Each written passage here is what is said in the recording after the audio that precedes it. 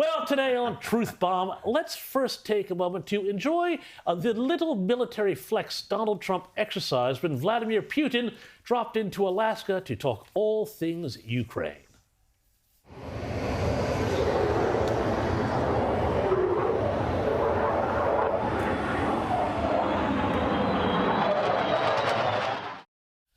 Yes, a nicely timed B-2 flyover there. Putin, I'm sure, would have been quite jealous of the hardware. Russia, of course, has nothing like that sort of kit. But just to make sure his guest got the message, this is what Vladimir Putin would have seen out the window of the motorcade as they proceeded to the talks.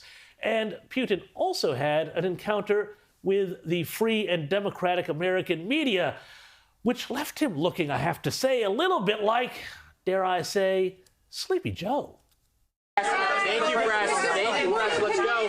Thank you, press. Thank you, press. Thank you, press. Let's go. Come on, guys. Come on, guys. Let's go. Let's go. Thank you, press. Let's go. Thank you, press. I'm not sure what he said there, but I think it was, I'd throw you all out a window if I could. Anyway, all that being over, I thought we'd now crack on to the state of the left in the United States. And let's just say they're having a normal one. Now, of course, if you've been anywhere near this program since its inception or paid attention to U.S. politics through the entire sweep of history from Hillary to Harris, you know that one of the big things they all love to say on the left is that Donald Trump, well, he's a threat to democracy. Now his final target is democracy itself. President Biden has been clear-eyed about the threat that the former president represents to our democracy. Fact of the matter is that he is a threat to democracy. No, I think we should be clear that he is a threat to democracy. Do you think that the rhetoric, though, needs to be toned down? I think his rhetoric should be toned down, absolutely. Listen, these are the facts. He is a threat, period, point blank. I just want you to know from your senator, as someone who sits in that room on your behalf, I am in camp number one. He is an existential threat to democracy. These guys are just weird. That's where they are. So it isn't much else. Don't give them the power. Look, are they a threat to democracy? Yes. Are they going to take our rights away? Yes. Are they going to put people's lives in danger? Yes. Okay, so I want you to keep all of that in mind. Now, remember, according to everybody you just heard there, Donald Trump is a threat to democracy. This is how the left side of politics sees it, and they, of course, set themselves up in doing so as the standard bearers for saying we are the protectors of the U.S. Constitution and democracy and the rule of law and, dare I say it, norms, right? Well, but then I ask myself, why does one of their chief propaganda organs, the New York Times, keep running pieces like this? Now, earlier this past week, the Times posted up this little gem from two former National Security Council staffers entitled, "We used to think the military would stand up to Trump. We were wrong." Now, to read the piece, it's basically a wish that the U.S. military would break the chain of command, the civilian chain of command, and stop obeying the civilian commander-in-chief. Really, I know. And they seem to be hinting here that they would much rather there was maybe some sort of 7 days in May kind of coup against the administration. But then, you can say it was one piece, but not to be outdone, on Friday, the Times then ran this: abolish the Senate, end the Electoral College, pack the court. Why the left can't win without a new constitution.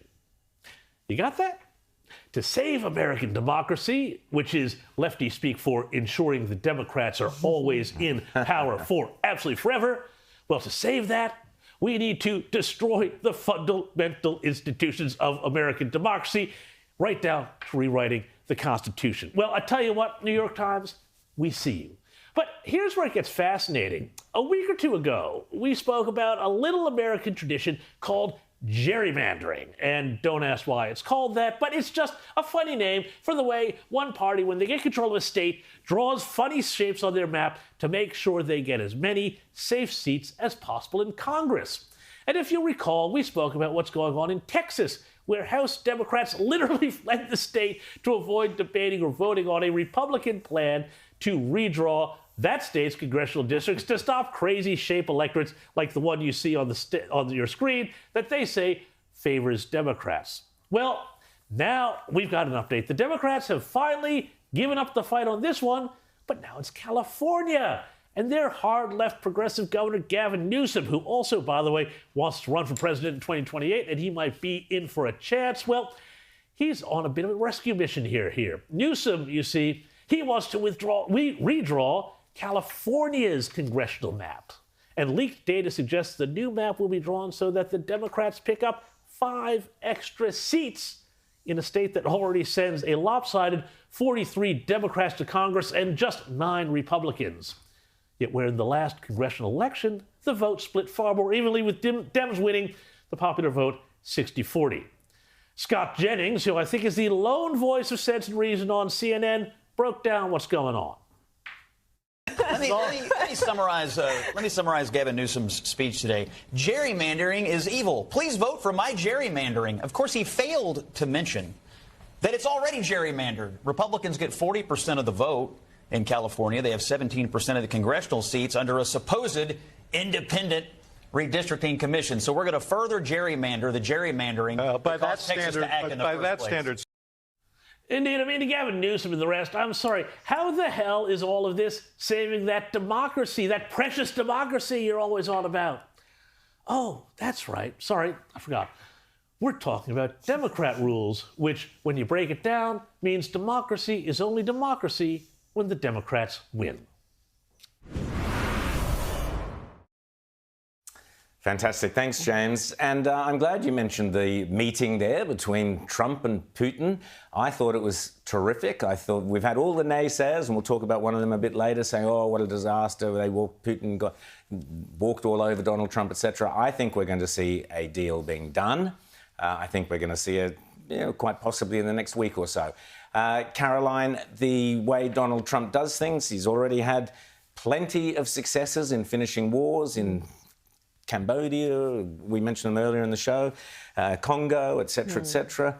Do you think he's going to pull this one off? I'm probably not as confident as you are, Rowan, just because Putin doesn't seem to be backing down from what he wants, which is territory in Ukraine. And he says that Russia will continue, after this meeting, that is, Russia will continue until it gets its key goals. And it's also Trump's moved away from calls for a ceasefire there and for the violence to stop and to a peace agreement, which means Russia can continue fighting until they finally negotiate one. Now, it is very positive that Zelensky is going to come to the White House and he's going to be involved next week, but really there can't be an agreement until there's an agreement reached between Zelensky and Putin. And for him not to have been involved in those initial talks, I think were a problem. So I hope you're right. I really do.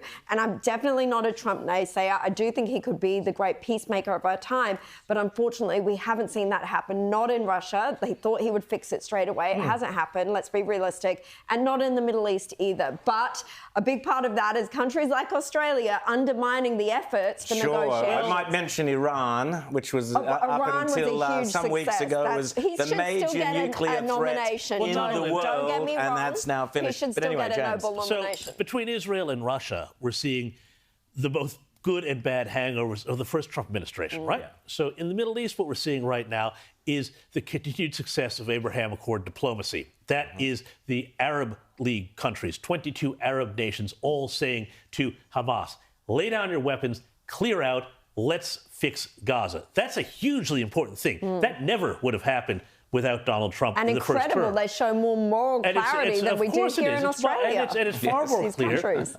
Australia has taken 3,000 Gazans. How many of the Arab League taken? No. Ask yourself why. Put that aside. Russia.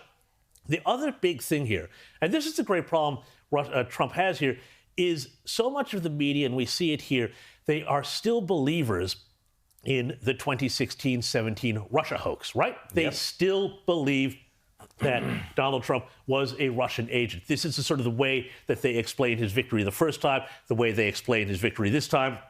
somehow, it's this Putin, Russia thing. Completely so this means debunked. This means that anything for them, for the left, and as a child of the Cold War, to see the left media now being maximalist, anti-Russia, anti-Moscow types is pretty funny to me. But put that aside, this now means that nothing that Trump does will seem like a win to so many of his detractors in the press.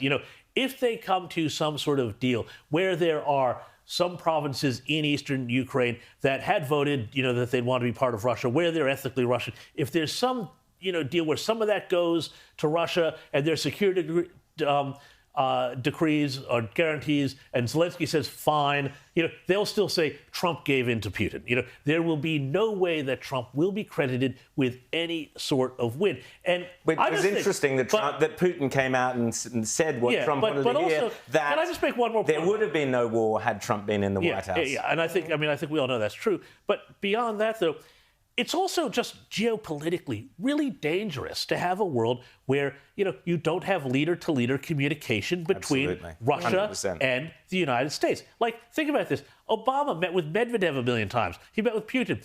Other presidents met with Putin. It is this idea that we cut off leader-to-leader communication. Ronald Reagan had Gorbachev to the ranch in California.